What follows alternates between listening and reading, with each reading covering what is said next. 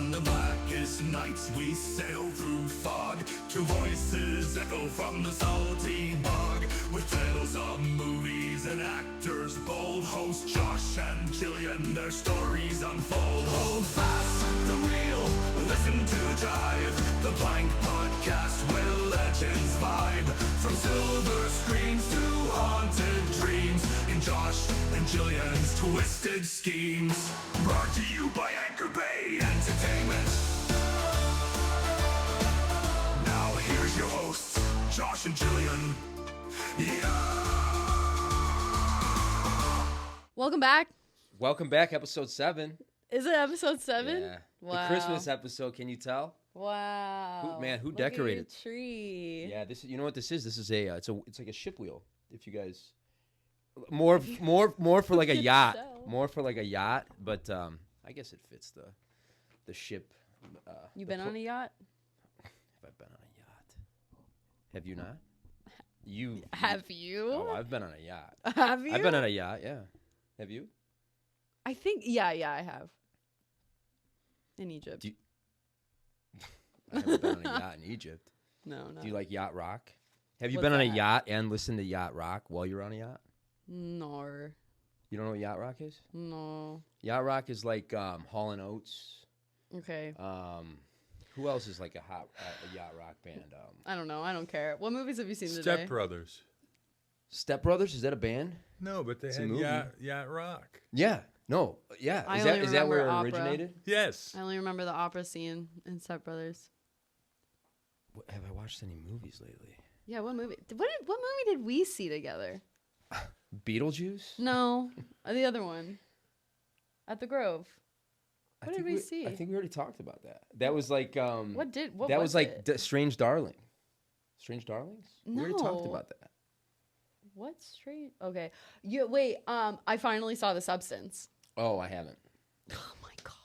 I haven't seen Okay, shit. it's like Death Becomes Her, but not as Funny? fun or funny. Yeah. Yeah. Not as camp. More like, oh, this is sad. Yeah. It's Like- a lot of people love it. I haven't, you know. I really loved it. I loved it way more than Anora. People saying that Anora was the best movie of the year. I was like, how is it the best movie of the year? We've literally just been watching a 21-year-old. Like, we're trying to find a rich, snobby 21-year-old the whole movie. Oh, that's the Who new movie cares? made by what's his name? That What's did her name? Tangerine, right? Florida Project. Florida Project. Is that his new movie? Sean Baker. Oh, he also did That's Tangerine, huh? That's the new Sean Baker movie. Yeah, no, he Yeah. did Tangerine. He did I liked it. Red Rocket. I just didn't think it was like the best movie of the year. Well, it's super long, right? It's long. Oh my kinda god! And they boring. could have cut 30 minutes. Yeah. They should have cut 30 minutes. That's It what I just heard. would have. And like tonally, it was like, is this like a silly goofy time, or is it like a silly goofy chase movie? Like there's a guy dying the whole time, or is this like a serious epic? Like I couldn't really place it. And then I was like, why are we in this house for 20 minutes? Can we please move on? There was just a lot of scenes that like dragged. Can you compare those movies though? Substance and Anora? No. Yeah. Really? Strong female. Okay. Like cool. Like I don't know because I never saw Anora. I thought it was gonna be like, oh, here's like the real hard life of a stripper, because I have a bunch of stripper friends up in Portland, and the stories I've heard are fucking insane. And I thought that we were like gonna get a taste of that, or like maybe she was gonna be framed for like this rich kid's murder or something, or like I don't know. I was just like, we're really just chasing a kid this whole movie. Who cares? I got to tell you, Red Rocket, Sean Baker's last movie, it is very anticlimactic. It was just like it sets up the ending like there's like something bad's gonna happen. Like it's, this drug deal, he owes this drug dealer money and he's trying to leave town. And there's really no payoff, but a lot of people like that. Like that's kind of the new thing. It's like especially with indie, dramas and like indie films. It's like this little build up, and then it's almost like what's the movie with Adam Sandler? Tom, what's the movie with Adam Sandler? Gems. Right, Righteous Uncut. Gemstones. no. Uncut Gems. So Wait, it's kind of Righteous it's kind of like Gemstones, this. the TV show. It tries to have this like uncut gems, set, but without that kind of ending. It's just kind of like whereas at the And end I of don't Uncut need a Gems, pretty bow. I don't need a pretty bow tied at the end of a skirt. I was just like, I don't know. I watched the whole movie. Did you see it, Honora? No, I haven't seen it. But I've seen Red Rocket. and Florida. I've seen them all I his don't other know. At movies. the end of it, I was just kind of like, we still don't know anything about our protagonist. We just know that like she's a stripper and she has a really weird relationship with men and her body and how she uses it with men. But she's just like, I don't like speaking Russian. Like, I learned it because my grandma was Russian, but I don't really like speaking it. And I'm like, that's interesting. Can we learn why? They want and you. like, nope. We're just gonna throw some more titties and ass in your face. It's And one I'm of like, those. Okay. It's one of those movies where like, you know, if I wrote it or if you wrote it and you were like, hey, someone read this, they'd read it and be like, this fucking sucks. You know, right? I don't know. Like honestly. where's I this would go? love Like to where's this see it. going? You know, Sean Baker wrote it and he's directing. Oh well, then okay. I'd love to see it on a script and like. You probably can Yeah, you're right. these days. Simply scripts. Anyway, Scriptorama. Hold on a Shall we second. introduce our? No. Oh, okay. Goodbye. Introduce this chat. I was gonna ask you about. Hold on, I'm not done. We're not done. Okay. I was gonna ask you about your. Hold on, let me put this on first. I'm like. Hold, please. Yeah, seriously. I'm like, Hold where's for my balm. chapstick? Can I have some? Yeah, of course. Thanks. Hold on, chapstick break. Jeff, Yeah, no, You I'm good. allergic to- Thank you. Allergic to Carmack. Carmack. You were I just the asking? whole time I couldn't even think because I'm like, fuck, I need chapstick. I wanted to ask you. You did okay. So how'd your didn't you have a what you've been busy? You've been busy with stuff. You've been I've busy been with a little projects. busy. Yeah, with I've been a little busy. what, like remind me. You were going to be in a shoot for I'm in a scene for a movie coming up. It should be out soon, from what I understand. They turn it around really quickly. I don't know. I hate jinxing stuff too, because then it's like, what if they cut my scene? You know. But what is it? But what's the project? You probably can't tell us. I don't think I could tell you. And then the other project, I'm not sure if I can say the brand, but is that the one you were telling me about? Yeah. But I'm like the voice. You might hear a familiar voice on some holiday ads coming up. So that's pretty cool. That's fun. I've never done voiceover work, and I never thought about the possibility of doing voiceover work at all. But my manager sent me this audition. I got it, and then she was like, do you mind if I send this to an agency and see if they'll rep you? They might have you audition. And I was like, yeah, for sure. And then she sent it off, and they were like, they want to sign you today. And I was like, oh, man, Wow. lit. So then that's been pretty cool. And that was right after the Hannah Mae Lee episode where you were talking to her about all her voiceover work. Oh my God, Right? you're right. I didn't even think about that. So yeah, that was cool. I got to record that on my birthday, and that was fun. That was on your birthday? Yeah, I got to go in on my birthday. This is kind of voiceover work. I Podcast. didn't think about that. It is. Yeah, I mean, yeah. All right.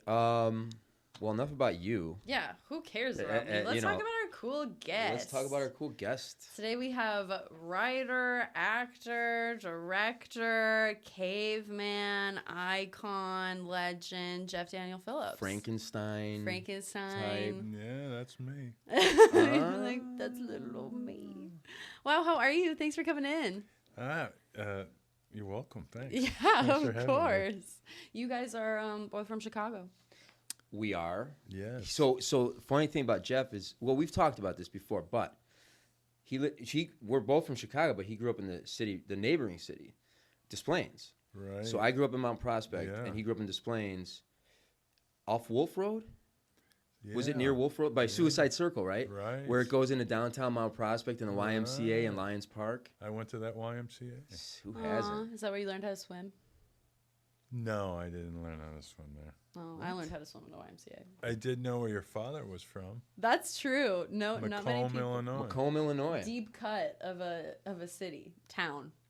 That's wet. Yeah, that's. It's Western like Illinois. Western Yeah. Central. Yep. And you went. Where'd you go to school? You guys are gonna diss me, so I went to school in Michigan. Oh, you did go to school in But Michigan. not the cool. No, one. that's not right. So you I went went to to U of Michigan M. State for a couple of years. Then I went to Rome, Italy, for a year, and then I finished at USC Wow, what brought you to Rome?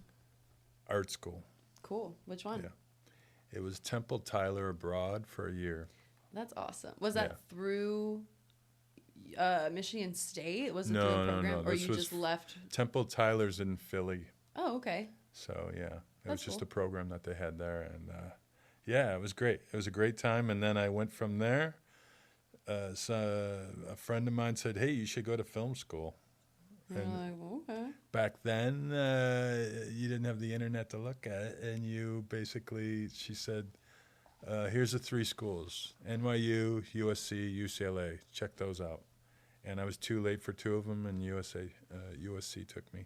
Wow. Well, it's the best one. So I don't know what's the best one, That- yeah. but it was USC is great. I definitely learned a the lot. best one. Chris Yeah. Syverson, our guest, one of our guests, who's a director, went there. Yeah.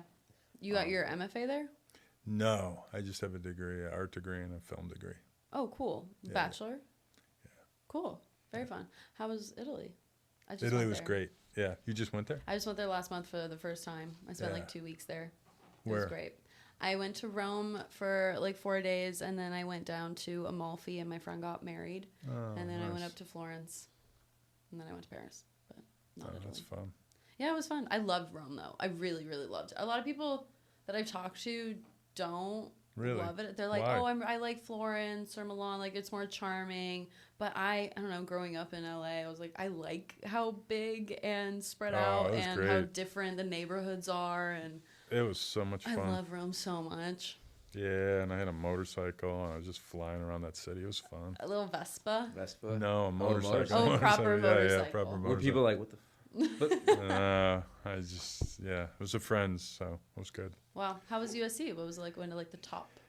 Oh, Top films. it was just, I came from an art school, and I didn't understand why. I thought I was going to school at the beach. Not So- downtown. No, I had That's no South idea where Central. USC was. I didn't Right. know anything. I packed up my car, like Bronco or whatever it was. I drove across country, and I got here, and I'm like, "Where's the beach?" And they're like, "No, you're." So, like, it's like You're 45 minutes Yeah. far from the away. beach. Yeah, But you yeah. hop on the E-line. Well, you're closer to the beach at USC than you would be at Michigan Where? State. Yeah, that's true. I was gonna say UCLA is closer. No, UCLA is definitely closer. Yeah. Yeah. No, anyway, so here I am in a film school, and I finished up my art school at USC, and it's like I was used to with art students and people spending their money on all their art supplies and like living off of a bag of potatoes and rice the whole semester. And then I went to USC. It was complete opposite. And even when I was making my films, we were using Super 8 back then. It was like I'd have a wheelchair for a dolly and, a friend's car, whatever I tried to use. And then you'd show up on somebody else's set and they'd have a rain machine and a grip truck. Yeah. And then you learn that's basically what it's like to be in the film industry. So you weren't Some even people shooting have 16? it. What? You weren't even shooting 16? You guys were shooting 8? You shot both, but in the beginning you would shoot Super 8. But anyway, that was like a jump into what the film. It was all about networking, and I didn't know that either. So I was just like trying to learn about making films. Wow. What Which are I some of your did. films that you made there? Oh, just a bunch of shorts and stuff. Yeah. No, it was great, and I met a bunch of cool people, but I didn't quite understand what the concept was. Like that's why people went there. Do you still have any of your like little like? Yeah, a bunch of cool stuff. You should put some on you should add some. You should add some of the CURSED in BAJA like extras. So in CURSED in BAJA, I shot some Super 8 that's in there that I shot 20 years ago of the kid. Okay. So the main actor, one of the main actors, I used to shoot people's weddings with Super 8. Huh. And people loved it because a lot of times they'll tell me this is the film that I would watch. Rather than watch the whole thing, they would just watch these Super 8 done to music. They'd watch that more when they went back to watch their wedding videos or whatever. This was the one they watched, and they were great. I was doing it all the time. So how often do you have to change how often? 4 minutes. 4 minutes. But the cool thing about 8mm, you don't need a changing bag because it comes in the little Yeah, so you reel, just the pop little off these things and you'd shoot them. spool. Sometimes I'd just leave it, edit it in the camera. Yeah. They loved that. It was great. Yeah, it was pretty cool. Now you could just have an effect, and you don't really need to do that. But there is a couple places in the valley, like in Burbank, Super 8 Sound, Okay. and there used to be another place called Yale. But Super 8 Sound still does it, and when you buy it, they have it already developed for you, or that's part of the price. Oh, really? So you shoot it, and then you just drop it off, and that's the whole. So what do you? What is it? 50 feet, right? I can't. Is it 100? All I know is they could transfer it digitally or not. So you could get both. You could get they could give you a copy of it however you want. So I don't know. I still shoot sometimes, and funny enough, I just watched this movie U-Turn. Yeah. Oh yeah. I haven't seen Oliver that Stone. forever. Yeah, and Have you that's seen U-Turn? No. no Jennifer Lopez is like first. Like, Yeah. you're like, who the J-Lo's fuck is in that? it. J-Lo, Sean Penn, Sean Penn, Billy Bob Thornton. Billy Bob, J-Lo's Nick in a movie with Nolte. Sean Penn and Billy Bob Thornton. What's his name? I love him. Armin. No. Sometimes I get people say, "Hey, you look like you could be related to Powers Booth." Powers Booth. He's got more of a square. Yeah, I know, but he's got But a long head.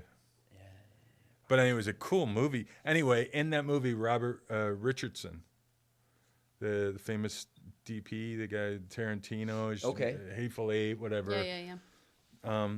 He shot a lot of it Super 8 Oh yeah, it's in the desert style. and he got it developed at the place I'm talking about, Super 8 Sound, on Magnolia in Burbank. Let's keep I them in think. business, guys. Go Shout out and out. shoot a movie on Super 8. It's sexy. cool Film's stuff. sexy. Fucking digital's like Yeah. not sexy. Anyway, I was just came Popular. across it last night. I was like, wow, this is still holds up. A lot of it holds up. It's pretty fun. So when you were shooting that, did you remember did you have to have a light meter? Did you use a light meter? Did you remember They how have a to do light it? meter in the camera Oh, a lot okay. of times, these like prosumer. I couldn't remember that though, using the Yeah, light of meter, course. like Yeah, you gotta yeah. fix your f-stop on the camera. So I wanted to ask you before we get too far from it. Yeah, what? So you grew up in Des Plaines around the time that there was a famous serial killer, right? Yeah, he was in my neighborhood. Yeah. He got the last kid he got Wait, went to who? my high school. Guess. John Wayne Gacy. Ooh. Speaking of Gnarly clowns, she one. loves clowns. She wouldn't even watch 31, by the way. I She's like, can't. I can't. It's the one thing that like actually makes my body freeze up is like a true clown. And my friends make fun of me because like I took clown class, like I've done yeah. clowning. I am a clown, Yeah, but yeah. there's such a difference between like a red nose on a normal actor and a painted smile and the wig and I can't. It's something about seeing a person not being able to actually read their face that like really fucks with me, and I can't explain it. I really hate clowns.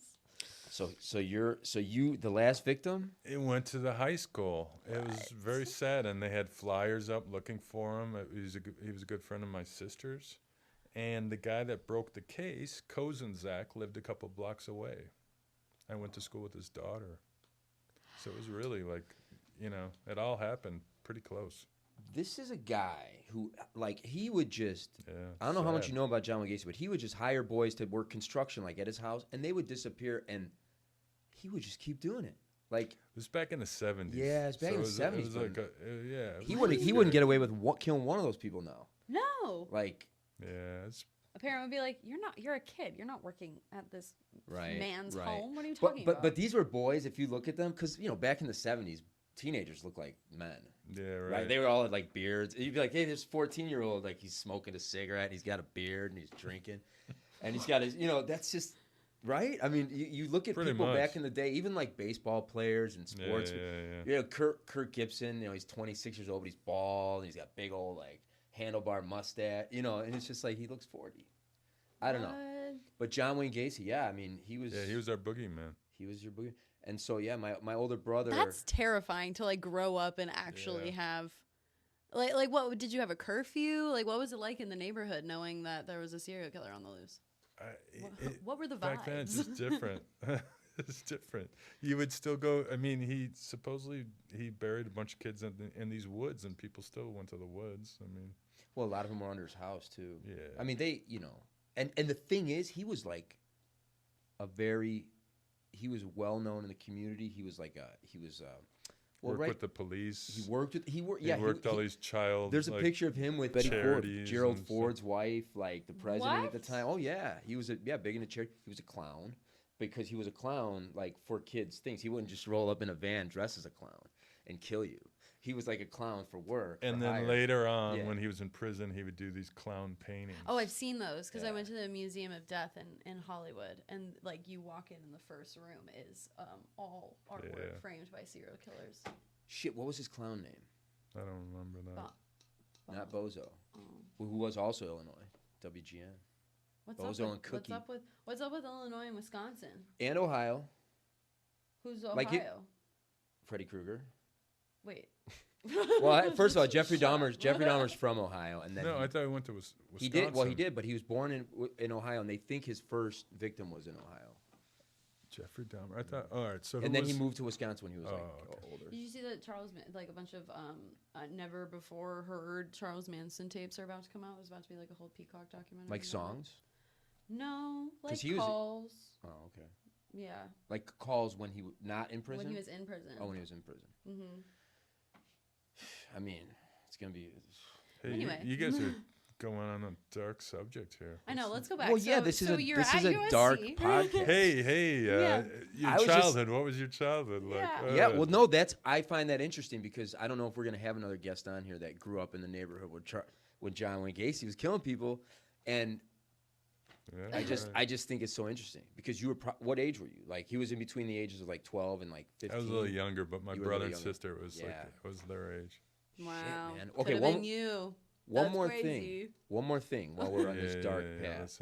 Let's hear it. I think during COVID, if I recall, I don't know if this is still a thing. I was going to research this before you came in, but wasn't there somebody killed? Wasn't there like another like short-lived serial killer during COVID? They were finding bodies in the Des Plaines River. Oh, I don't know this. You don't man. remember? That was like during COVID. Like Oh, man. what? You're just I'm not making shit You're up. just trying to put a black cloud over Displays. It's true. It's true. a very It was- nice I mean, place. It was like 3 I love people. Displays. I had a great childhood. Everybody was. Did you ever very go to the Hype? I'm just kidding. I don't know was what that is. What is that? That's Anyway. where we went when we were teenagers. It was like a 18 and it was like under 18 like kids.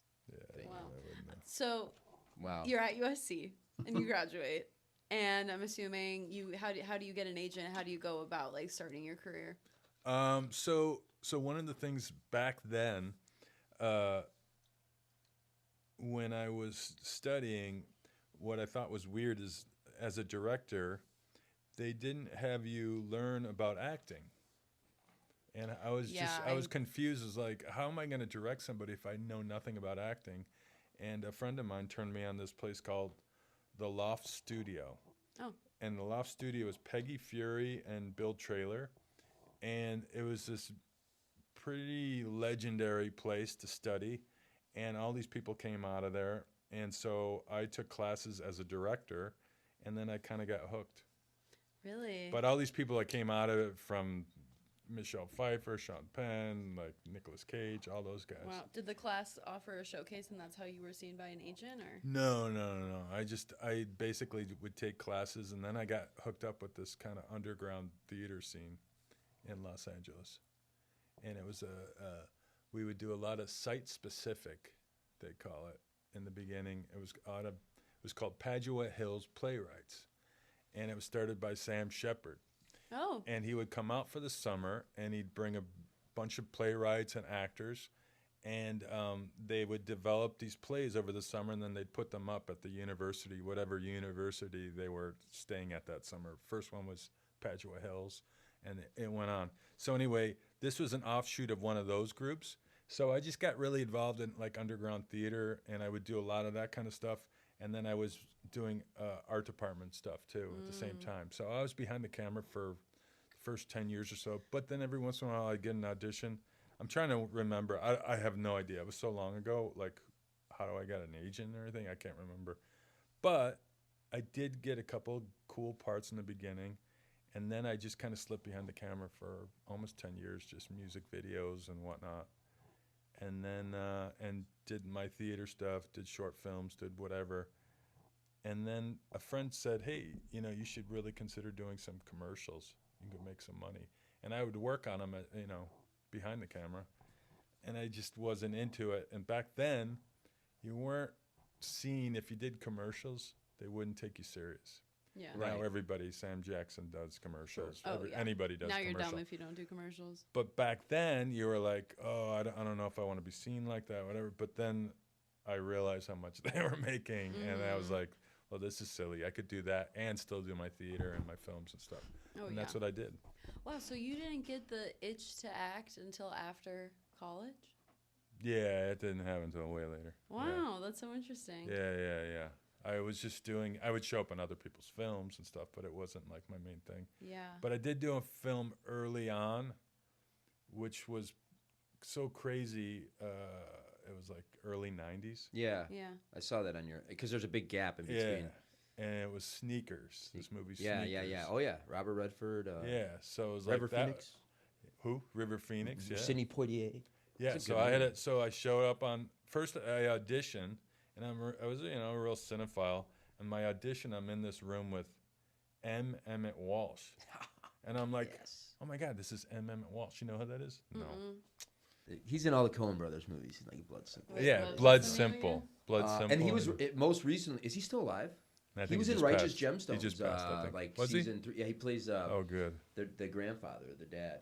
Yeah, it was just like I was Bill just Parker, in awe. not that mother scratcher. I was in awe. I was looking at this guy. Oh, yeah. He's I in The go, Jerk. He's where in the like, shooting jerk. the He's in cans. Straight Time. He's in a- Racing Stripes. It's like him and Harry Dean Stanton. The hell's that? It's the movie about the zebra that becomes a racehorse. I think it's with Hayden Panettiere. Is that a cartoon? No. He's also in Christmas with the Cranks. Guys, I'm Yeah. Oh totally yeah. That's right. Yeah. It's the Harry Dean rule. Stanton. If those two were in the movie, it was worth watching. That was the rule. No matter how shitty the movie is, if one of those two were in the movie, it's worth watching. Blood Simple. Oh, he's in Knives Out. Yeah. So, anyways, that was. I walk in the audition. I'm like, oh my god, I'm Emmett Walsh, and then I get the part, and then I show up in the makeup trailer, and I sit down, and they go, oh, why don't you meet one of the other actors? And next to me was Ben Kingsley. They're putting on. So I'm like, Oscar winner I'm already. with Gandhi. And I'm like doing it, and then they brought me a set. I'm watching it. Robert Redford. They're shooting one scene, and then they bring me to my set, and I'm acting with Dan Aykroyd, Sidney Poitier, David Strathairn. So it was like, What the heck? So then you're like, I don't want to act. Yeah, What what? the fuck? You're like, nah, I've got it. I've got the gist of it. Yeah, I was with pretty much everybody. It's just never been the same. And it was Phil Alden Robinson who did Field of Dreams. And Love that like, movie. yeah. So anyways, yeah, that was my first taste of it, and yeah, and then I just kind of slipped back into behind the camera and did TV every once in a while. But It was hard to do both sometimes. You were in the Zodiac? or Then something? Zodiac, yeah, David Fincher. David Fincher. Just David Fincher movie. Yeah, it's just. I just sneak But in and out. Nah, let me take a step back. Nah, Not yeah, for take me. a Not step for me. Not for me. No, I mean, I still, it's just, yeah, it was a weird, yeah. When you're on So- set, sorry. No, you go. No, take it, please. Okay, this might be a long-winded answer. Yeah, no. I know when you're on Okay. set, do you ever not overstep, but are you ever like technically like do you have any advice for anybody? Does anybody look to you like, yeah, Jeff's he's a film guy. He's a filmmaker. Like, is anybody ever like No, nobody says that. nobody says that? No. Or are you ever like, hey, what lens you got on Like, that? for me. No, you keep quiet. You keep- stay in your lane. you stay in and your lane. You never. Every once in a while. It could be like a hybrid. Like, hey, Jeff, can you hold that boom mic like Hannah May? Yeah. Oh my god. Jeff, can you hold yeah. this boom? You're What a tall. champ.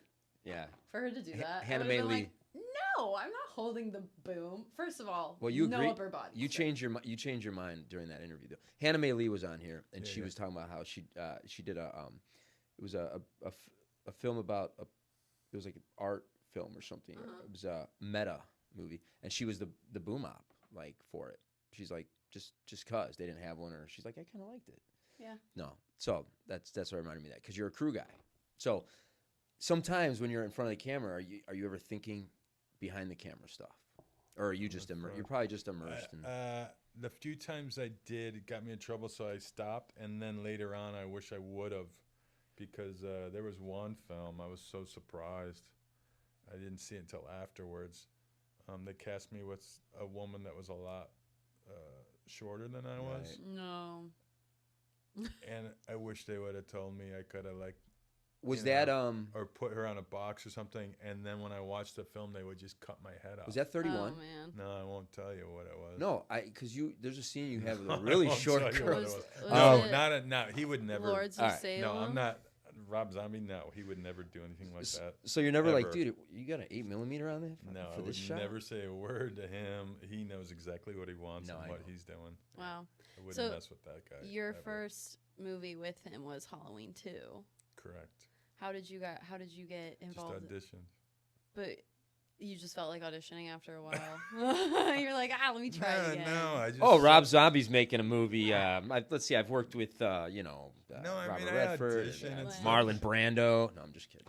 No, Unless you I did don't work with know. Marlon Brando. It's just weird. You just go through waves, and like sometimes you're working more behind the camera, sometimes more in front. That's I mean, good. I That's haven't good done, because then you're I always. haven't worked behind the camera legitimately in like almost 20 years. Until. Well, no, I do my own stuff, Right. but I'm saying like I don't do that. So But when I'm talking, you're talking about the origins and the beginning. yeah, right. For a decade, I was like jumping back and forth. But it's nice all the that time. because if you, it breaks up the monotony of just relying on an acting gig. You know, like you did with CURSED in BAJA, which we will get to. Yeah. You're like, I want to go out and do something myself. I got this vision. I Yeah, have the but have the also I think know-how. every actor should at least be in a background and just to figure out the etiquette. You know, a lot of these hitting your kids come out of marks. a lot of these kids come out of some type of acting program and they don't understand there's an etiquette. Who's that person? Why are they standing here? What they expect from you? You know, just being professional. So On top yeah. of remembering your lines, you got to remember all this other yeah, stuff. all of that. So there's a lot to juggle and understand, and then once you understand it, then you can relax and do your acting, what you're supposed to do. When you auditioned for Halloween 2, I mean, what was that? The first audition wasn't for Rob specifically, right? Was it a casting director? Yeah, it was casting. No, he doesn't. He's never in the room. Okay, He just tapes. he tapes. Or And then he, yeah, and funny enough, I auditioned for Devil's Rejects, okay. and I told him, I go, yeah, I actually came in before, and this was years later, and he goes, for what? And I said, it was I think it was like a deputy, and he goes, no, I already cast him. I don't know why you would be in. Maybe it was just a backup thing. And then within an hour, like he sent me, via email, my audition. He had it, Oh, like from 10 years ago. yeah. Like he was able to pull it out. Whoa. He might maybe does he keep them all, or did he keep yours specifically? I don't know, to keep but you in mind, he it must kind have of blew liked my it. mind. I was like, wow. That's how he is, though. He has his hand on everything. He's like, he's amazing when it comes to Wow. being that organized, that passionate, that his hands in everything. Well, yeah, and it shows So- he's a very prolific musically and Yeah, everything. in film. So yeah, so I auditioned, and the first time I met him was on set Wow. What in was the it middle like? of the night. Well, actually, no, I did a wardrobe, and then I met him briefly, not long, like 10, 15 minutes, and then the next thing was in the middle of the night. We're shooting in the back of the strip joint. Oh, fun. Does With he Michael communicate Myers. with you guys a lot? Like I just like I always so interested in director's process. Sometimes they have an AD that just like does all the communicating, but I see Rob Zombie as more of a hands-on, like kind of like. I don't guy know. with I think something- it all depends. Yeah, he's more hands-on Yeah. for sure. What was Yeah. it like being asked to be part of such a big franchise? Yeah, it was great. Were you He was nervous? super. No, it's funny. One of those things. It was like because I used to be a doorman at a lot of places in Chicago, or a few. Excalibur. No, what is that? That was like off. That was downtown by like Ohio, No. by Rock and Roll McDonald's. Remember Rock and Roll McDonald's? I I don't think it's Rock and Roll McDonald's. I don't know. There was one place called the Snuggery. At the Bevics. The Oh, it's Snuggery. Snuggery Yeah. was. That sounds like a dirty dive bar. It was no. It was. Is that North Side? Is that North Side? The There was Snuggery? like 5 of them, and there Okay. was like it was Chicago's hottest singles place or something. back then. Everyone drinking Old Style. No one You ever have an says- Old Style? You want to throw up? Have an Old Style. What's an old style? Not an old fashioned? No, No. Old Style's it's a beer. It's like Pabst. Oh, If you PBR. yeah, if you're drinking. I haven't had a local. Malort. Oh, Malort. There was a review. Have you had Malort? You know who had Malort was Anchor Bay, Brian, he was really into it. Really? What do you mean he was into it? What do you mean? When we were in Expand. Chicago at the premiere, he kept pouring Malort What? Out of like at a bar. to just be sick and Did they just give? Was twisted? was it What was do it you like? mean? Was, Bar. did the It was- bartender just give him the bottle like in the old western? Like here You know you what go. I'm talking about, right? He loves that. Here you go. Well, What it's do like you it's like mean? Fernet. You know what I'm talking about. What do you mean he loves it? I don't It's like understand. Fernet, Malort. I It's don't like know liquor. why. You I don't wasn't know what drinking. It was is. him I and know what Kent. it is. I know that it's vile it's a and not- it's horrible. I will tell you the flavor of Malort. Malort tastes like the mix between a grapefruit and a tire, like That's a car tire. so awful. But it's okay. It's okay. It's like a novelty. You do it just to do it. You're like, I know that. I get. I you're like, get hey, it. remember that time we did Malort 5 years ago? No, I Fuck, get man, it. was That's what a why night. hearing that It's like- Brian is going around with a bottle and taking shots all night, that sounds Because- psychotic to me. Because everybody remembers the guy who had the Malort. Yeah, so Or in, the girl. in Okay. Paris, it was like absinthe. You would do that. And then in Detroit, you guys drink Malort. yeah, but I guess. absinthe is Detroit? way cooler. Way cooler. I don't know. I'm just trying to Fernet, think. we do Fernet. what- Where? Here? I do Fernet here. What's for net? It's like a digestif. It's like A digestif. digestif. It's like a Malort. I mean, it's like that. It's similar in flavor. A little bit like a Aperitif Jaeger. or Okay. I think it's a digestif. All right. Anyway, what was that fan base like? Your first touch at like such a cult like following. What was that like? Stepping into? You know, so I did a couple of his movies, and I don't know. When you say that, I wasn't on the internet a whole lot, and Oh, so yeah. wasn't part of it. It wasn't until after Lords of Salem, someone said, "Hey, you should do one of these conventions," and so I don't know. There was years before I did that. That might mess with the that might mess with the sound, the vibration to the mic. So okay, so you did the So I convention. didn't when you say that. So you're from a different generation. You would know instantly. You do the show, and then it would happen. No, you would do something, and you go, "Oh, that was a cool shoot." And in the case of Halloween 2, for instance, I did it, and that night in the middle, it's because it's the middle of the night, and I said, "Hey, is there any way I can riff a little? I can improvise a little back here, you know, when I'm talking to Michael Myers, because he's not giving me anything, so I'm just gonna like do this whole Mike's thing." not giving. I'm like talking to a brick wall because Tyler's completely immersed, and I'm like, okay, you know, and I could just see that Rob looked at me like, this is gonna be the longest night ever. This guy's gonna be a big pain in the ass. About you. Yeah, of course. Yeah. And then and he goes, just do my lines first, I'm and never we'll worry gonna about that later. And then I did the lines, and then I started riffing.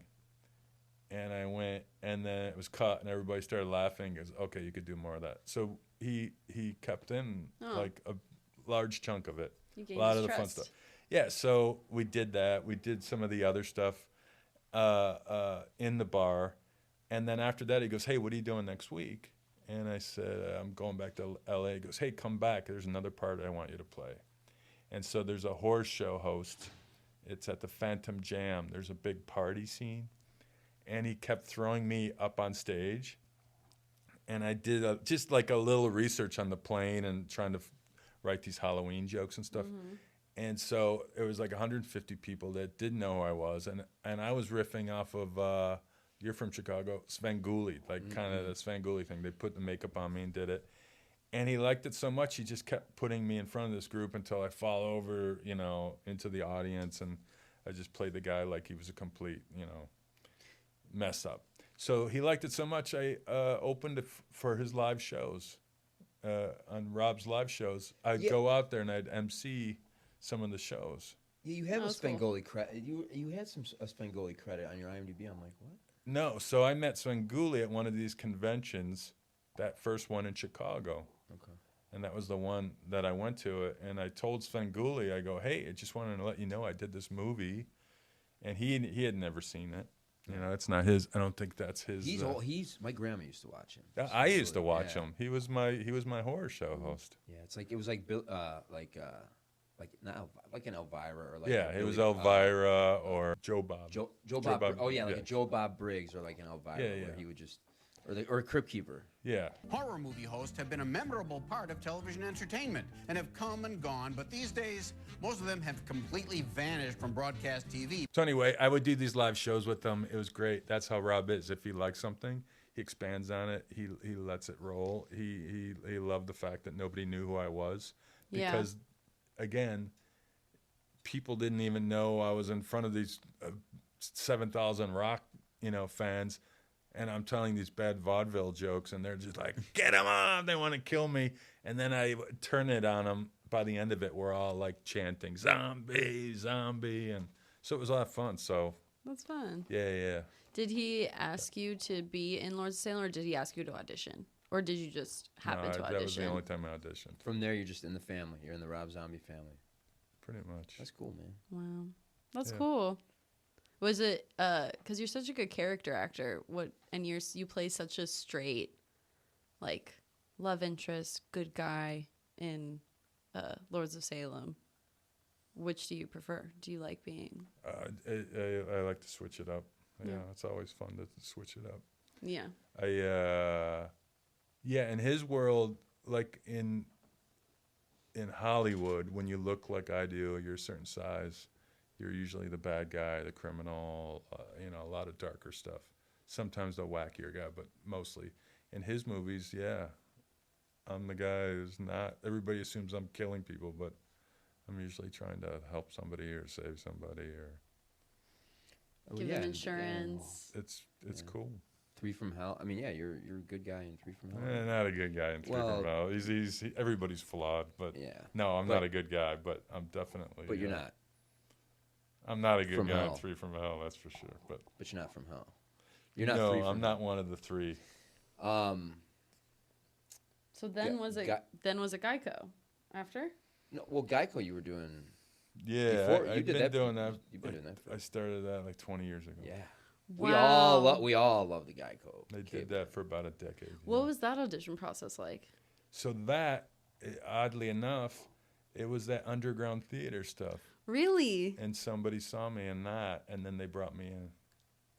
Wow. Yeah, and I was playing this punk zine writer, and it was this crazy play thing and reading. It was great. And then the 2 directors were in the audience, and then they brought me in. So, no way. Yeah. Oh, that's great. What was it like when they kept coming back to you being like, hey, we're going to do another one? Like, hey, we're going to use you again. Oh, we were completely baffled by it. And again, I wasn't watching a lot of TV, so I didn't know how big it was at the time. So I didn't really, it didn't, it was a phenomenon, and it still is. And so we just started doing more this last year. Right. So do you have Geico insurance, by the way? I do. See, then well, good. Then you have it. I actually love Geico. I have had to talk to them a lot these past year because I was hit twice. I did not do anything. I was rear-ended, and then a doctor hit me in the front trying to cut me off going to the off-ramp. And Geico was the homie for that. So shout out Geico. A lot of good things about Geico's insurance, so that's good. Well, we won't ask you what insurance you have then. Anyway, I did. They had me show up at this basketball tournament in the spring, the college basketball. The March Madness? Yeah. The college basketball tournament in the spring. Michigan State. March Madness in Arizona. What was it? What is it? NCAA? Yeah, NCAA. Or as Jillian likes to call it, NCAA. Why do I like to call it that? You said it in episode 1 or 2. I did? Yeah. Oh, That's yeah, embarrassing. You sounded really... Anyway, I was there, and the Jumbotron hit me, and there was like 50,000 people. Went, Cavemen! And you realize that they played a lot of those commercials during sports. Yep. Yeah. And so, that's a huge fan base that, it's just cool. Yeah. Oh, it's I saw really it on cool. Disney Channel. Are you kidding? Yeah. Two guys I was surprised I did a film with, and they really flipped when they heard I did it, because I never told anybody for a long time. It was only until recently. It's a nice little secret. Nah, I just didn't. I thought it would affect me, and so if you look it up, it's usually there was another guy that did a lot of them. Mm.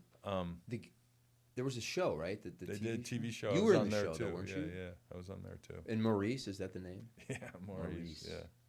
But anyway, the two guys that really like got a kick out of it was Dwayne Johnson and Billy Bob Thornton. They just couldn't believe it. That you were the guy. Yeah, and they knew all the commercials, and like Dwayne would act it out. And, and then he would text me when he'd see, like, he'd be watching some event. He goes, hey, yeah, you know. It's like, and you're like, The Rock is texting me. No, it was really trippy because I worked with him for a week, and it was very quiet. We were in a car together for a big chunk of it. He was the getaway driver, and I was in one of the criminals. We robbed a bank, and we barely spoke until that. Like, the job was over, and then he just couldn't believe it. So I'm always amazed how popular they were. Wow, do you think he's more popular than the Geico Gecko?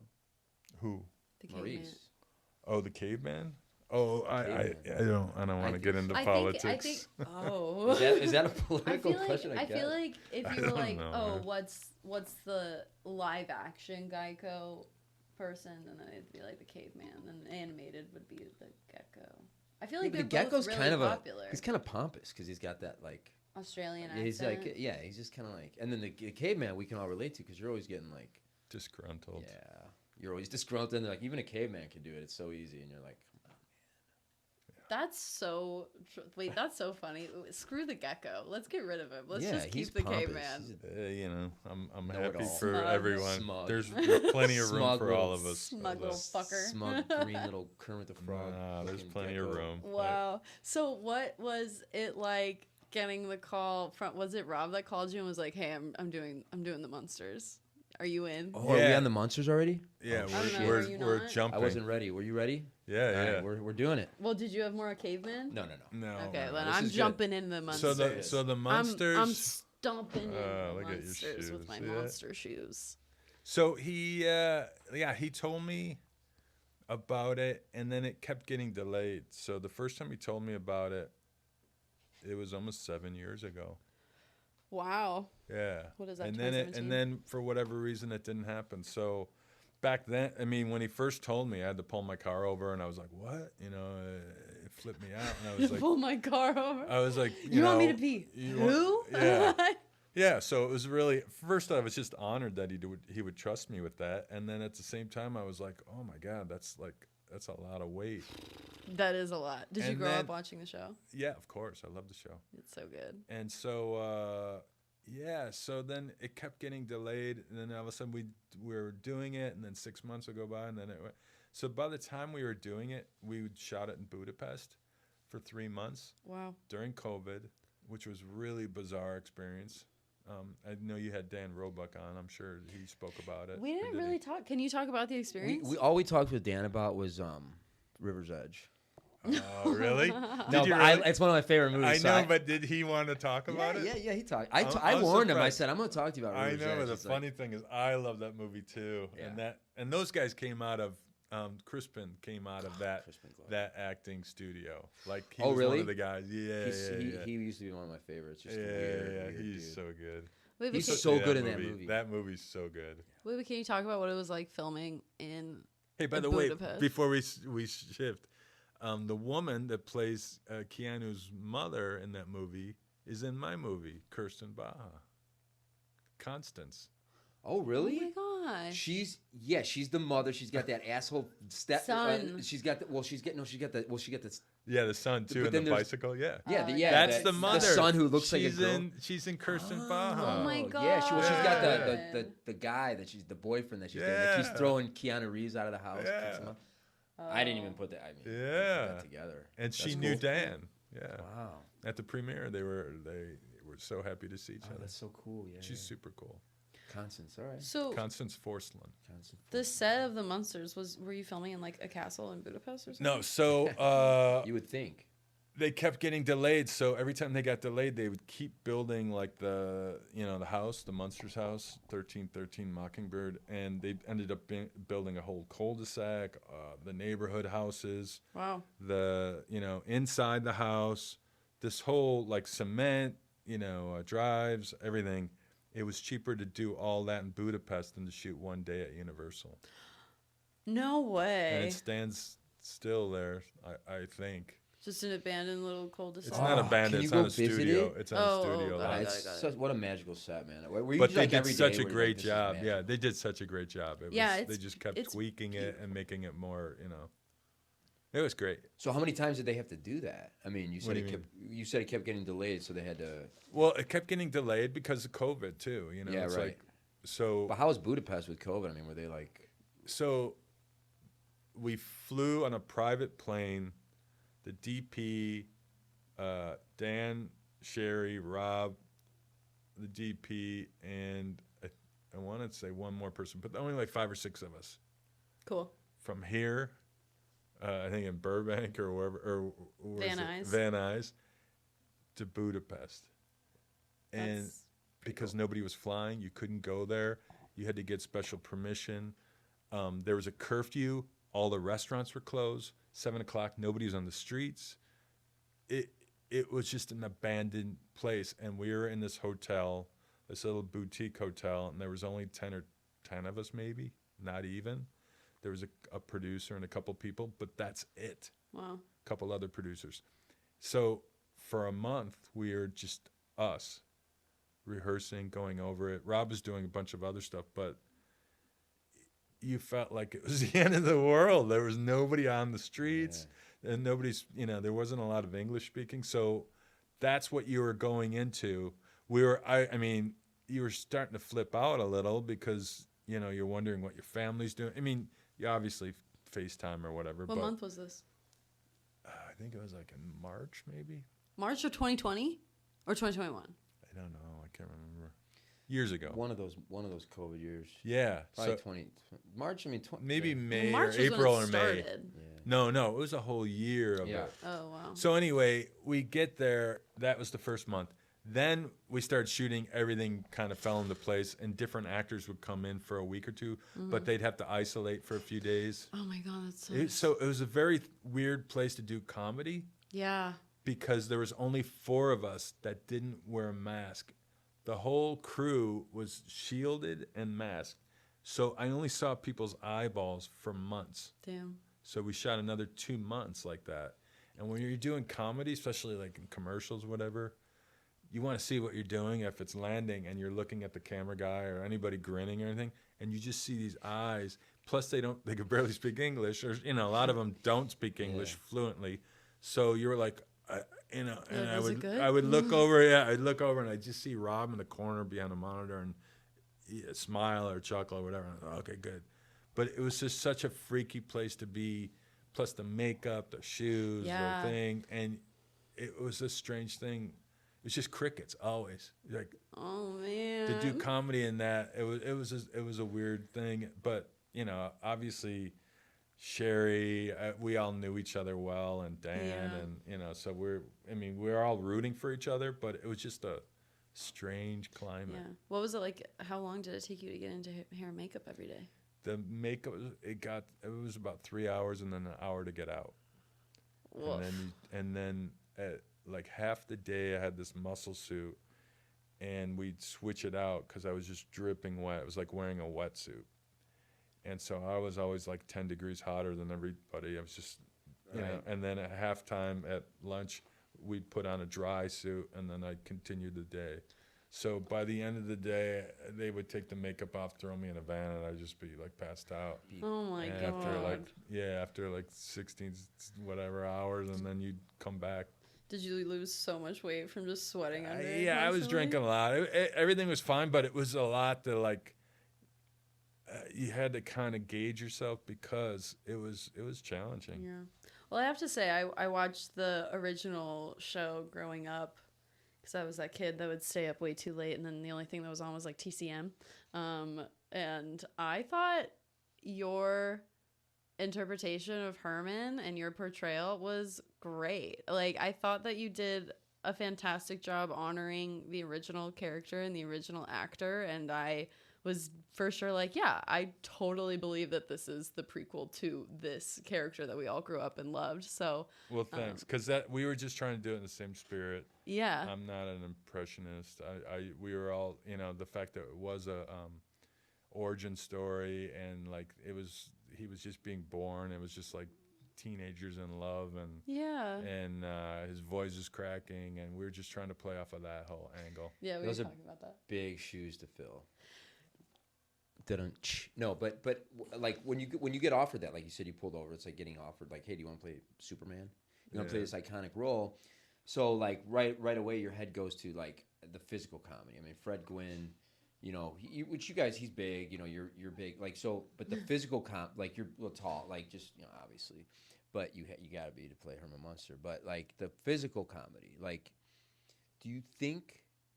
I mean, not that the Geico Caveman is that physical, but it's a heavy makeup job again, and it's you heavily made up. Do you find yourself you just getting those like? Do you think that was helpful in a way, like being able to do the caveman to like? Everything is helpful, as far as comedy goes. Yeah, I mean, just sometimes even with the Geico early on, not so much anymore, but you really have to move your face underneath in order for the makeup to move at all. So I'm overdoing it underneath it just to get like an eyebrow to go up or anything. And a lot of times physically you put your body into it so you're not staring at like somebody with a mask on. Because it's such a iconic role where you like, I don't know if I can pull off this part of it or that part of it. Yeah, I don't know if I can. Like I said, we were all anxious in the beginning, but once you start doing it, and then he actually would say, hey, bring more of the original guy back, or he's the director, so he would let you know. But that's like, I mean, kind of the motif of your career. Like you just get all these, like you how it started off, you're working with all these big actors, then you're working in David Fincher, then you're Herman Munster. I mean, and maybe you seem very humble. Maybe that's part of it. Like, you seem humble. You're not Hollywood. You're from Illinois. Yes. So you Good got Midwestern boy. Yeah, you escaped John Wayne Gacy. True. just right. barely. And Just maybe it's working on crews and just like knowing you're just part of it. It's just not all about you. It's just about the whole group. Maybe, yeah. Was that you really singing in the bar scene? Yeah, we shot we recorded that stuff at Rob's house. I was in his closet singing. I did probably 6 or 7 tracks. That's so of fun. different songs. Did he know you could sing before? No, and I can't sing in it either. Yeah, the you whole, can. Herman Munster doesn't I need to think know you how did to a sing. great I know, but that's the whole job. joke. He's not a good singer, so I had no problem doing that. She thought you did a great bad job. Yeah. I No, it was fun. And Sherry actually is a really great singer. So Why don't you guys kiss when you get married? That like really bugged me, like a lot. I kissed her cheek, and I think on I the show a know. lot of times she would do that to him. She would turn her face. Why? You watched a TV show. I don't know. I mean, that's the way But it they're was. getting there. I was like, Well, like what the? But you have to whatever. put it on your letterbox. I didn't know if it was like, oh, Rob didn't want me to kiss his wife. Yeah, that's not my decision. I love the scene where you and the Count meet. I thought Yeah, that was just that so was one of my fun. favorite nights shooting. To believe it, And it or you not. can That tell, was, you could tell and that that was you the guys last are night. both. That was the last night of shooting. Really? Yeah. Oh, Where wow. I go? Are we talking about in front of the castle? Yeah. Yeah. Oh wow. I think that was the last night we shot the whole shoot. Oh, well, you can tell that you guys are having fun in the scene. That was a lot of fun. And that was earlier in the day was the surreal part. I was already talking about the cast and the crew. Mm-hmm.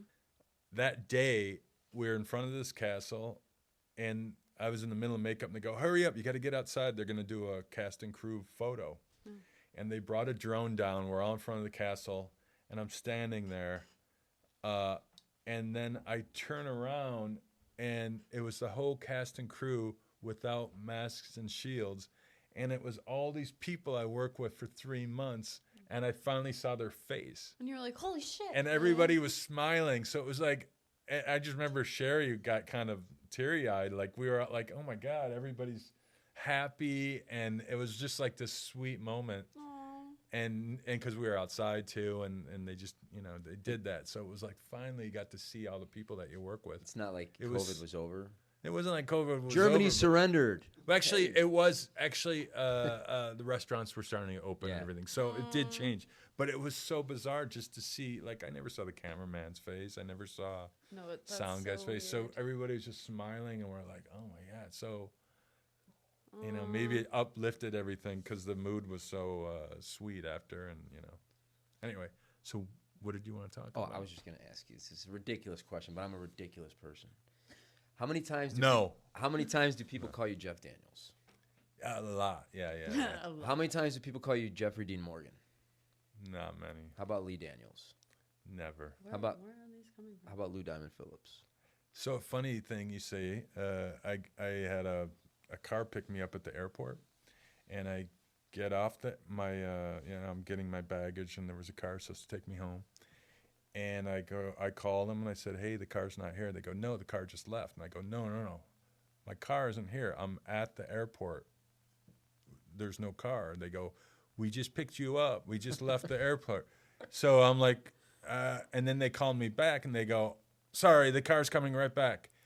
And it comes around and it pulls up, and Lou Diamond Phillips hops out of my car, and he's laughing, and I go, what? And he goes, I'm sorry, I thought it was my car. And he jumped in my car, and we took a picture. We were laughing about it, and then I jumped in my car and I split. That's hilarious. That's really funny. Tom, He's such a cool dude. We He's should such do a nice movie. guy. Oh, I love. I just saw him a couple of weeks ago. Really? That was the second time I've seen him. That was the first time, and a couple of weeks ago we did a convention in Seattle, and I brought that up to him. We were both laughing. But yeah, Hey, Tom, we should do a movie where it's it's Lou Diamond. Jeffrey So it's Daniel, LDP Phillips, and JDP. Phillips, Daniels, Morgan, or directed by Lee Daniels. Yeah, just Phillips apostrophe as you've never seen him before. Or you get the you know. There's a few of Wilson them. Phillips. Bijou. Daughter, the Danny Masterson's wife. Well, whoever, you can get somebody. We're not gonna talk about Danny Masterson on this show. Bijou Phillips. Yeah, That's his wife, right? But Ex-wife. is it Cheyenne? No, Cheyenne. Cheyenne's She was a Phillips. Mackenzie Phillips. Mackenzie Phillips. I know her. She's sweet. I don't know her. I mean, I know. I'm a Phillips, like from down south. Are we? Just North Carolina, the Phillips family.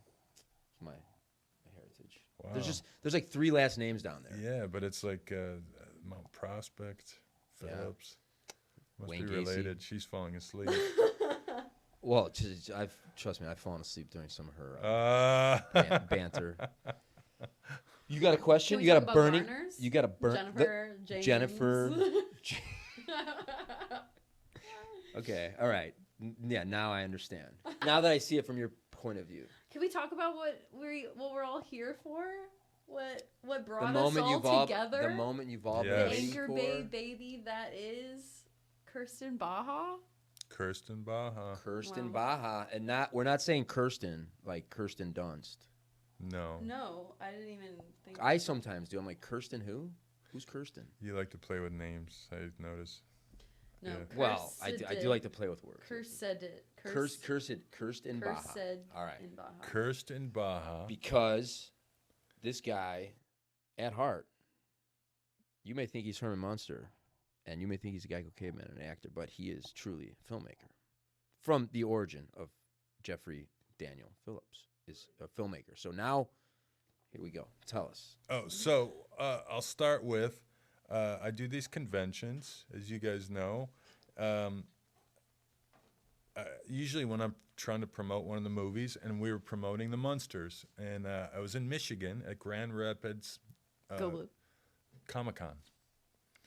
And so they put me in front of a group. It was like Sunday morning, talk to these young filmmakers on how to make low-budget films. And I didn't have anything prepared, but then I started talking to them and answering questions and trying to tell them, okay, this is what you do. Make a list of all your things, your assets, your locations, things you have, vehicles, actors maybe, props.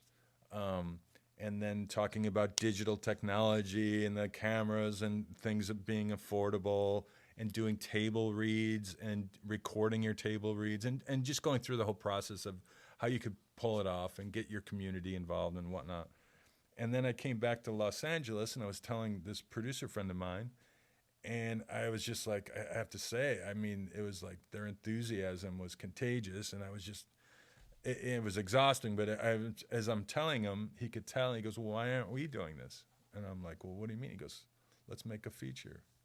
So that's how it started. So we just basically came up with our list, and we had a farm down in Baja in Mexico.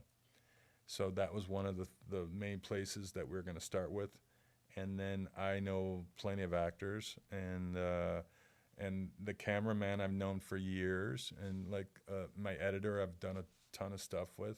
He knows people in the music world. This guy Val, who's done a bunch of great scores. Yeah, we just put it together. So you already have the pieces. We had all the pieces. Did you have the script yet? Did you have the idea? I had like a couple. I kind of collaged a few scripts together. I had some stuff that I knew I was going to use, and the guys, the anti-heroes had. There was going to be these loops of imagery, and so I knew I had some of that footage ahead of time from past, and yeah, I just put it together. And I happen to have a Chupacabra costume, which everybody should have. Oh, okay. So you had a Chupacabra costume. Yeah. That looked pretty freaking awesome. Yeah, the guy that made it, his name is Ted Haynes. He's an amazing artist. I met him on a commercial. He put me in a giant thing of ice for some commercial. And I think he also was part of this. I did Agents of S.H.I.E.L.D., and he did this mask I was wearing. But anyway, he's this legendary FX guy, and he did the Herman Munster muscle suit. Oh, cool. So I became friendly with him. I did his podcast, and we were talking about stuff, and I realized he had such a love for classic horror and making stuff, and I asked him, and he said, yeah, I would love to. Wow. So I had it already because I was going to shoot something else, and it didn't quite come together, and then I wove it into this story. Was it kind of the first time where you... Or has that been a part of your writing process always, where it's like, okay, what do I have? What script can I write from that? Or was this kind of your first time where you went by, okay, I have the ranch. What movie can I film at the ranch? Let me write something with that in mind. When you're doing lower budget, I usually don't. I did a larger feature at one point, and it wasn't well supported. And I realized if we did a certain budget, you had total control. Mm-hmm. And this other one, I didn't have final edit, the director's cut. So it wasn't a good experience. And I poured my heart into that one, and it just didn't. What was that project? I don't know what they call it now, but it was called something when I wrote it. But it was great actors. It got made? Yeah. But I don't know what they did. What was it called when you... It was called Odyssey. It was a take on the Odyssey. Okay. And is Kevin Durant. Kevin Durant. Oh, yeah. I know. And Peter Stormare. Okay. Marina Sirtis. Okay. James Gammon. It's a good There's a bunch of great people in it. So I kind of did the same thing, but again, it wasn't... they didn't quite understand what we were making. And so... yeah, it's just, whatever. Do you find that disheartening? I mean, that's it basically took it 10 years before I did it again. It's trauma. It's like a disheartening thing. So, yeah, once you learn your lesson, and some people, of course I was busy with other stuff too, but, you just kind of, sometimes it's better to do something completely indie and, where you can control it and make all your own choices. Yeah, I mean, after making this one, now I know it came out October 29th, and it's doing the streaming thing right now. But I mean, do you feel like you want to? Are you ready to jump into another acting gig? Are you ready to jump into another acting, directing? Like, do you want to do another auteur? Again, it just comes in waves. I just got done doing a TV show, and I don't know if I could. I can't talk about what I play or whatever, but it's called Dexter, the original sin or original. Yeah, Original Sin. I've heard of Dexter. Dexter, the new show? I rambled plenty. Oh my God, you're in it? Yeah. Wow. That was like my favorite TV show for a hot sec. Except the last 2 episodes actually made me have trust issues. I was like watching Dexter and then having that season. It was like having an ex-boyfriend that, just kind of... The show coming back... felt like an ex-boyfriend that loved you and like treated you really, really well, and then the relationship ended because out of left field he was like, actually I've been cheating on you and fuck you and get fucked, and you're like, wait, what just happened? I just loved you and now you just wrecked me. And then the show coming back felt like him being like, sending a DM being like, hey, how are you? And it's like, you wrecked me. I trusted you, and now you're just back, And now he's and back that's how again. I feel. Now he's That's back again. how I feel. And it's like, you can't do that. Yeah, he's coming back. Jillian's Oh my Jillian's in God. therapy right now. And you know who's going to be? Did you read it? Who's going to be in it? Or at least they're in negotiations. yours, the Yes, but the other one with him is Gillian Anderson Oh, and Peter X-Files. Dinklage.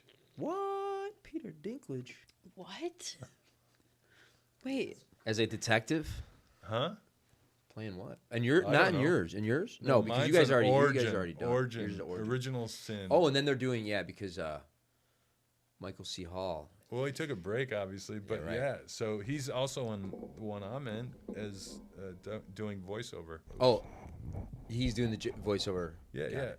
yeah. He's Makes sense. And who's the kid that plays Dexter as a Patrick Gibson. Patrick- Patty Gibson. Yeah, you said he's a super talented. someone to look out for? Yeah, I think so. And Sarah Michelle Gellar, Patrick Dempsey, Reno Wilson, Patrick Gibson, Slater, Christian Slater, Molly Brown. It was so much fun. These guys are so pro. That's and so cool. and yeah, it was a great time. And Scott Reynolds, showrunner, and Clyde Phillips, the original guys involved. Wow. And they're getting ready to do a Resurrection, another series. But anyway, it was a great experience. And a lot of times when not a lot, I mean, the times I've worked on TV shows, multiple episodes, I was in another state or whatever. This was in town, which was really cool. That's so nice. Oh my God, it was great. But it was funny, on that set, people would come up to me and whisper and go, hey, I just want to let you know I did the sound on 31. Oh. I don't know if you remember, or the camera guy. Hey, I was the camera guy on 3 from Hell, or Oh, that's cool. and it's because all these people live here, and you go, oh yeah, Right. because a lot of those films we shot here. You're not out of town, like working with a crew, Yeah. a local crew somewhere in. Yeah, Alabama. even Lords of Salem, we shot the majority here. We shot a few days in Salem. That's it. So all those people live here, and it was cool. I haven't had that experience. Sometimes on commercials I do. Sometimes people whisper to me and say something, but it's like this secret, Rob Zombie Club or something. It's kind of neat. Yeah. That's cool.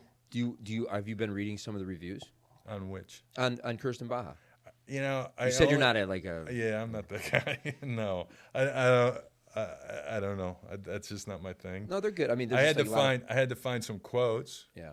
for a trailer, so I did that. But yeah, I think it's one of those movies that it's gonna find its audience. Yeah. I wrote something. We just started this conversation talking about U-Turn, and funny thing is, I read about U-Turn, and Oliver Stone was like, I made this movie because I wanted to make a movie that I would have dug when I was a teenager, because it was so wacky and so out there. And this was the same thing.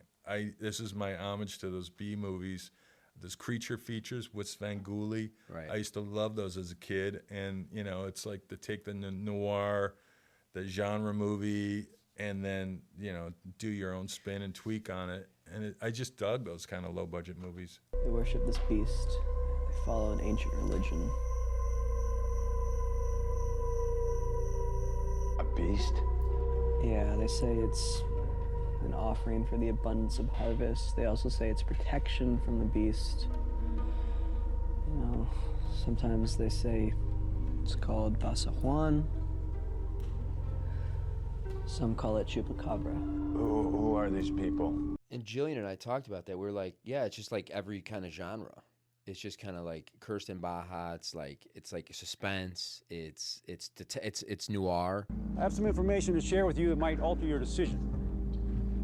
Mr. Kemper is not doing well. Quite frankly, neither is his wife. His grandson is the sole benefactor of his fortune. I am in charge of his estate. Therefore, I must go through every procedure possible to find this missing young man. It's action. It's horror. And what's funny is because Tom and I, we make movies together too, and we've made a one called The Badger Game that was I still love, and we had a hard time getting distribution for it because people were like, well, it's not necessarily a horror, it's not necessarily a drama, it's not necessarily a suspense. So I think a lot of that, when Tom saw when we saw Cursed in Baja, it was like, yeah, man, like this is multiple genres. What's wrong with that? Like, why do people always see that as a problem? Well, I can't market. My favorite thing to think and say, what we say to each other is like, when people are like, well, we don't know how to market this. It's like, well, could you do your job? Or find another job, because it's like that's sometimes marketing is just a freaking poster. Your poster's awesome. It's got all the characters, kind of like not Star Wars, but it's kind of got that thing, or it's got like all the different, and Cursed, in Baja, it's just kind of like a very interesting, there's multiple posters, but I just think that's so badass. It's like retro, like a throwback poster. Yeah, again, it's like those type of movies that I first got interested in as a kid, and from the crime and the noir to the horror, like because I don't understand when why they made good fucking movies. Well, 70s, 80s, right? But I don't even understand why you can't make hybrids or why you can't make something unpredictable. Yeah. And when it comes to the horror audience, from doing these conventions, they're more open than most people. Like, they want something different. Yep. Barbarian, was that like a straightforward horror movie? No, but all of a sudden you think you're going one direction, and then they make this twist. Hereditary. I laughed. I looked at Tom because like everybody, I fucking hated Barbarian. Did you really? Well, because What's the matter with you? Why? Because What's the matter with you? Huh? You don't like it? No, Tom's man. in the audience. Oh, you guys don't like it? Our No, producer it Tom. wasn't for me. I've learned to say that about movies. It was bad. It wasn't for me. It wasn't There good are movies that storytelling. are, this one wasn't. Oh, I enjoyed it. It wasn't good storytelling. They I loved manipulate it. you. I don't and, understand what part of it wasn't good. Well, we'll talk. We don't have to talk about this. After the podcast. Yeah, we don't have to talk about this on Jeff's. I don't know. The audience maybe- might feel interested. Maybe No, we- I don't need to defend it. I just enjoyed like the fact that I was going to see my friend Richard Brake in it, and I didn't know what to expect, and I was entertained, Me too. completely entertained, and it didn't have to like follow a cookie cutter formula. I didn't expect what was going to happen, and it just kept ratcheting up. Yeah, I agree. I And thought it was that's- fantastic. Yeah, and those are the kind of films keeps my interest. We could argue too about the Joker too. I enjoyed that. I didn't see it. I laughed. I haven't seen it. I laughed like I was in Cape Fear. I was laughing, and the audience was kind of quiet, and I was Cape just Fear like, "Oh is my so god, it's so funny." Tarantino It's crazy. praises it. I really enjoyed it, and I was like, "This is I don't know." Is it camp? I wouldn't say that. I enjoyed that they didn't. It wasn't predictable, and I was just entertained. And I'm not a musical theater person, so I just really enjoyed it. No, So- listen. I know a lot of people that like Barbarian. I argue with them. It's just like from a storytelling standpoint, I feel like it was it was a lot of manipulation and forcing you to think something, but it didn't make sense, and it was just kind of like it didn't make sense, man. It depends if you're gonna go in. Like if you're gonna go into a genre movie and get that heady, probably won't enjoy it. Do you like David Lynch movies? Yeah, Like, but do you try to explain that to everyone after? No, you just go and you roll with it. And But if I kind of it's expect that after Lost Highway. I kind of expected that from David Lynch, but And by the way, Lost Highway, Michael Seamus Wiles is in Cursed in Baja, and he was in Lost Highway. who did he play in Lost Highway? He played one of the prison guards with Henry Rollins. Oh, after with Henry Rollins. Yeah. I saw that movie. I'm a big. Mike Wiles is also on Fight Club too. He's the bartender with the head cage. Okay. All right. There's a bunch of people in this movie. Barbara Crampton. Barbara Crampton, who's sweet. Can you She's an angel. talk Huh? about the process of casting Cursed in Baja? It's so circling back. Most of the people, I knew 95% of the actors, and I'd say 80-75% are from the underground theater scene. Really? Yeah. Wow. And so, like, there's a guy named Barry Del Sherman, for instance. He's in There Will Be Blood. He's been in American. What's it, American? One of my favorites. What's too. American? The one with Annette Bening and Beauty, Beauty. American Oh, so Beauty. good. He's been in all these reality bites, and I know him from theater. Do you in miss town. doing theater? I do miss some of it. I keep in contact with those people. It's a time commitment It for me, is. and that's the only drag. And if you're trying to make a living, it's kind of hard. Yeah, But that's it. no, I learned a lot about writing. I learned a lot about staging things, and I'm always rooting for that group. They help me a lot. So it's like.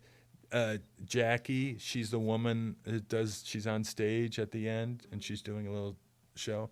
She's from theater. She's so talented. The older woman. Oh, we won't spoil what happens. No, with Tina Preston. She's a great theater person. I don't know. I just brought in a bunch of those people. Barbara Crampton was one of those people I met at a convention. Yeah. And she's just been such a sweet supporter and just a great person. She wants to come on here. Yeah. She said she wants to come on here. And Mark Fight. Oh, okay. Mark Fight. Isn't he great? He was so good in that. I know. I have it in my notes. Yeah, I'm glad you Mark brought it up, Fight. But I kind of didn't know how to pronounce He's a Fight. guy. Okay. Yeah. He's a F-I-T-E. guy at theater, and he's a very funny guy, and he does these stage shows, like sketch kind of, like these live, like vaudeville type shows. Super great guy, super talented. And I've known him for years, for over 20 years. He had a mouthful of dialogue. He's the dude. At the house. Giving you your instructions. And that was and I told him at the screening, I was like, dude, or at the after party, I was like, back dude. then though, I mean, like you have like 2 takes. We have to like. If you're a theater guy, you got. I mean, and all those people know that they training. come, they're prepared, they know they have to be on, and that's who you want to show up. And Rob Zombie movies too. Everybody comes prepared. You don't mess around. You don't try to figure it out there. You kind of come in and then try to. Does Rob Zombie? Do they usually like to shoot like not a lot of takes? Like not a lot of takes because we're trying to shoot so much in such a short time. Yeah. Like 3, like Clint Eastwood does 1. Yeah, right. Maybe 2 if you're lucky. Usually 2, maybe 3. I don't know. It just depends. But keep it moving. Keep it moving. Yeah, I'm trying to think who else is in. Oh, and Audrey, or not Audrey, that's her character, that's her stage name. But Robin Lee, the blonde-haired woman. I mean, there's an example. We shot her for 6 hours and then 2 hours. That's it. Wow. So she shows up to the premiere in London, and she thinks she has a small part, and as you know, she doesn't. Yeah. And she was just like baffled, like, oh my God, like. I didn't understand what I was doing necessarily, how big of a part, and then Kaneho's this rapper. He's been in a bunch of stuff, tax collector, and he's just a great presence. You knew all these people. I met him through Finnegan, who I've known since he was a baby. That's what that Finnegan's Super the blonde. The blonde yes. dude. Yeah, and his father and I are good missing. friends. Yeah, his father and his mother, we're all good friends. So, yeah, I've seen him come up, and he is a big. Like a rapper, singer, rock star in Mexico. Oh, wow. So I just wove it in. I'm trying to think who else is in. Dan Roebuck was wondering why he wasn't in it. He was on here talking all types of shit. No, he was wondering, and I was like, well, is Jeff in your movies? Yeah. No. Are you? No, you're not. Jace Lee, she's another one. She's the girl at the restaurant, the love interest of Finnegan. And once you see her now, you'll go, oh my God, she's in that ad. She's at Target. You walk in, she's in a billboard. She's in everything. She was super cool. And then obviously Kent Isaacs. So Kent was my producer. He would be doing sound. He would act. He would do he did anything that needed to be done, craft service, whatever. And that's how we made the movie. The way that because you're one of the first rollouts for Anchor Bay, like one of the first movies. And obviously Anchor Bay is launching. It's getting its footing and stuff. Is there, and because this day and age, there's a lot of people who have like Instagram. They have like all their social media. Like, do the actors? I mean, not that you ask them, but do they do any self-promoting? I mean, do you find that helpful for some of these movies? Some of them did. I mean, again, some of the people are from the theater world, and I don't think they're as tuned into that. They're not influencers necessarily. Right. No, but like so but some of the younger people. But yeah, Finnegan, Kaneho, and Barbara Crampton. Yeah. She's like up on it. I'm trying. I mean, we do the best we can. It's just like the way it And is. you guys now, are here. know? Yeah. Well, we're gonna promote the hell out of this. I mean, who knows when we're launching this thing shortly. So Well, DVDs and Blu-ray, Yeah. they'll be out mid-December. and so that's coming back like vinyl. They You know, should I be think out so. by the time this episode drops, no? it better be. Yeah. What? The DVDs? Yeah. When is the DVD release? Mid-December? December. Okay, yeah. Yeah. it's- So go buy your DVDs. It's a great Go get stocking your- stuffer. It's a great stocking stuffer, Yeah. and obviously, and like reviews are always helpful, like on Amazon, like IMDb and stuff like that. Reviews, getting on Rotten Hanukkah is the Tomatoes. same day as Christmas this year. Really? So okay, so Tom reminded me, Tom Zambek, owner of Anchor Bay, drink. We have this game where people drink whenever we talk about Tom or Brian. You talked about Brian earlier with his Malort. But so I heard he said that you were very helpful in doing some special feature stuff like commentary, and then even I think maybe it was because you didn't have a lot of BTS for when Yeah, you we got. didn't have any. Yeah, Because that's there hard was to only- keep. That's hard to there keep was track only a few of. of us shooting the whole thing. So Yeah, we so- didn't really have that big of a crew to do that. Right, and it's and you're like the last thing on your mind is who's shooting BTS. But you went and did some on your own So to help I went with. to one of the main locations with a long selfie stick, and I just told stories about the shoot, and then we cut to footage and a few stills that we had here and there. But yeah, funny enough, circling back, this all started by me telling these young filmmakers how to make a film. So it was those same stories I kind of wove into the behind the scenes and how we pulled it off. It's like we had our list, we had our locations. This is how I brought some friends in, and this is where we did it. We shot down in Mexico. I couldn't bring the So you just cast went there. down to Mexico and did the. Yeah, we just went on the streets of Tijuana. We were shooting. We were like, it was crazy, but I knew I couldn't get those other actors, so we doubled this ranch in Altadena Right. for the farm that we were shooting in Mexico. Right. So then we brought in all those actors, and we could shoot them out in a day or an afternoon or whoever it was.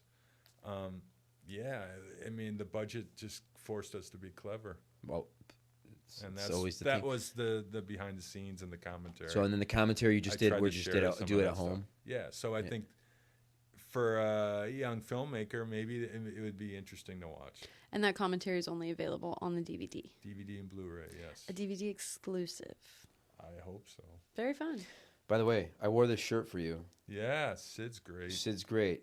You worked with him a few times, right? Yeah, I worked with them. Lords of Salem. Lords he was of Sa- on, and yeah. then also Three from Hell. I didn't have any scenes with him though, but he was always a very giving, charming guy. Yeah. Everybody loves him. Yeah, this is the guy. He was in Mimesis. I got to meet him. A movie that I wrote. I talked about it a few episodes ago. That was produced in Michigan. Produced and directed in Michigan. He was in it.